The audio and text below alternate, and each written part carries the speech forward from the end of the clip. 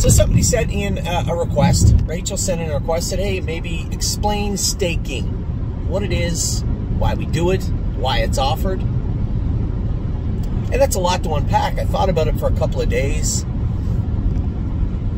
And I think the best way to go about it is just to explain it from both sides. So from our point of view, we want to stake our horse. You have to stake your horses, which is smart. They make you pay in February, March, and April, May, to afford you the right to race for added money, bigger money later on. Now, they obviously do that because nobody knows in February, March, April if their horses are any good for the most part. They think they are. They see signs and glimpses and glimmers of talent, hopefully. And then they ask you to nominate and sustain your horses into these staking events that are later on in the year. Some of them are regional, so if you're an Ontario bred, a sports rider, a muscle mass, you're going to pay into the Ontario program first and foremost. Pennsylvania, let's say Captain Treacherous and Father Patrick, so on and so forth, Ohio. So every jurisdiction has their own regional staking program. The sires have to be paid into one program. So Father Patrick, colts or fillies can't race in Ontario sire staking programs, but they can race in overnights. I hope that's not too confusing. You can race your horse anywhere in an overnight, but where the father, the sire, is staked is where you can race that prospective yearling in the regional staking. So I hope that's clear. So usually Pennsylvania is $200 or $300 a couple of times. Ontario is one payment of $700 or $800, I think. And that allows you to race in those added money events, those stake races, the Ontario sire stake races throughout the year. Then there's other staking. Now there's the Grand Circuit events like the Breeders' Crown, the Hambletonian, the Little Brown Jug, and a number of other smaller named stake races that still go for a lot of money. You saw that on display last night with the North American Cup, the Umbro Flight, I believe, the Fan Hanover. These are races named after people or horses in the past, but they go for a lot of money. North American Cup, I believe, still goes for $1 million. The Umbro Flight, I don't know, $200,000-300,000, same as the Fan Hanover. Those are guaranteed purses, plus all the money, or a big portion of the money that people pay towards them, goes towards adding. That's why they call it an added money event, adding to the purse structure. So it's really gambling, like it always is in this industry. Everything is a gamble. Gambling that your horse can win one of these races. Now, to be able to pay to play, so to speak, in the race, you have to pay a nominating and then a sustaining or multiple sustaining stake payments. Usually you have to, as a breeder, you have to pay them in as a baby. And then after they're sold as yearlings, that we paid in again as 2-year-olds. So the breeders have to have a little bit of skin in the game also. Now, the breeding game is difficult. You know, if you're Hanover Shoe Farms and you're the brand name, the big name of the industry, or Sealster in Canada or anywhere, you know, it's a volume game. But it's tough. You know, when you bring a yearling to the sale, you think to yourself, you know, think of how many times I told you guys this horse will go for X and it goes for a lot more or goes for a lot less.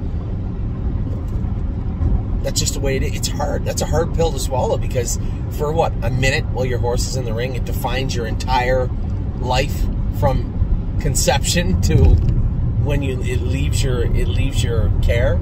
That is a nerve-wracking, heart-stopping in some cases position to be in. But that's the breeding game. So the breeders were looking for a little bit of sustainability. They put up some money, as I said, to nominate their foals into some of these bigger races. And then when they race in some of these bigger races, a percentage of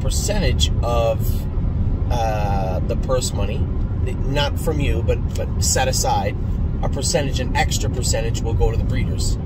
They're called breeders' rewards or bonuses. Now, we can't do that with our horses yet because there's just too many moving parts. We'll get there. We're just not there yet.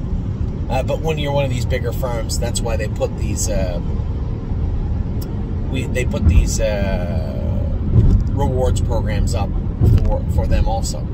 So, and it's a reward for people that breed horses. Now, again, it's a little different for us. I don't really view us as a breeder, even though maybe if we have some luck someday we might be, but we're different in the sense that we're not selling our horses either. Our horses will be retained and kept and trained down. Anyway, that doesn't matter.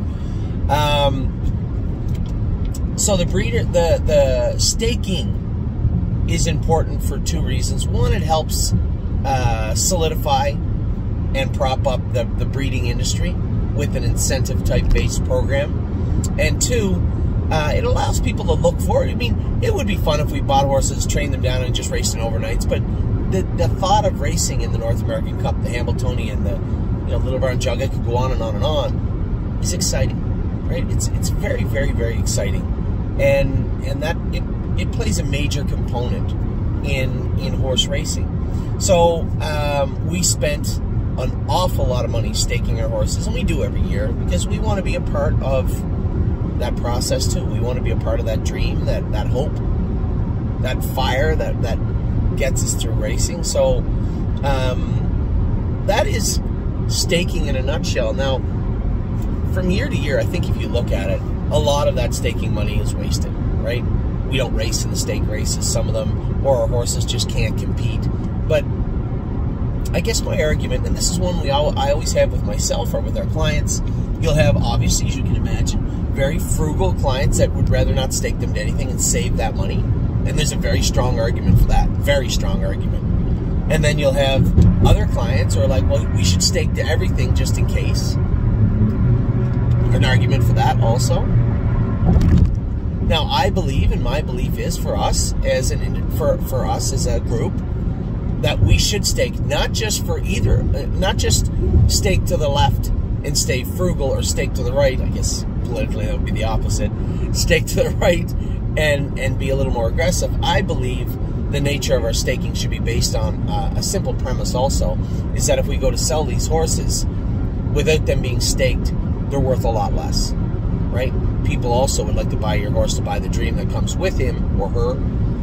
So I view that as an added bonus for us, right? You might put a little bit in on the front end, and that may pay dividends, so to speak, on the back end, maybe. But I think it should be there, and we should be eligible to race in those races. You know, one of our good clients had brought up, he said, Anthony, you 6 horses paid into the Houghton. Okay, I can't pick one in February. Those horses paid into the Houghton are legit good horses. And if it turns out that none of them are good enough, okay. But what if a few of them are good enough? I don't regret staking those horses to the Breeders' Crown or the Houghton or the Wellwood at all. I think those are legit nice horses that we're going to have a lot of fun with.